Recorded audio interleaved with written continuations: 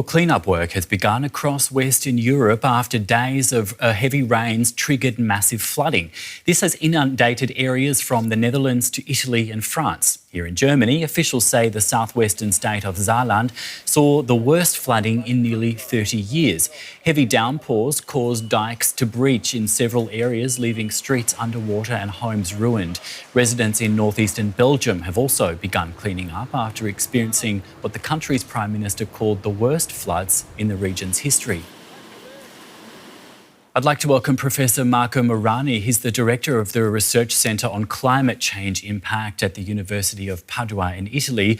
Professor, welcome to you. Before we move on to, I guess, some of the effects and causes of this, I just wanted to discuss with you the floods in northern Italy that have been happening over the last few days where you are. Could you just bring us up to speed on what the situation is like there now? Absolutely. Good afternoon, first of all. It's been a difficult period the last 3 days. There have been heavy downpours.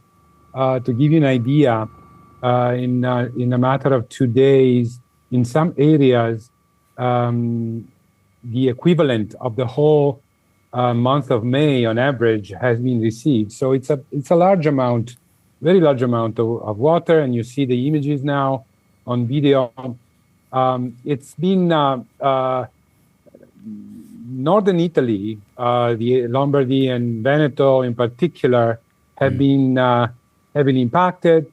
There have been breaches in levees and flooding. 2 bridges have been swept away near Vicenza, northeastern Italy. So it's been quite a bit of damage. Yes. And the event has been quite extraordinary. In some areas, we associated with a return period, a frequency of about 200 to 300 years. So on average, we get this type of events only between every 200 and 300 years. It's just incredible. Very extreme indeed. Thank you for that description and bringing us up to date. I just wanted to sort of, aside from all of this flooding that's happening in Western Europe, it's happening all around the world right now, all around across different regions. I'm thinking particularly Afghanistan right now as well. To what extent is this climate change in action? Well, we see the big event in Rio Grande do Sul in Brazil, and we see Afghanistan, as you mentioned. And our experience is that these events seem to be becoming more frequent, but clearly we shouldn't rely just on personal perception.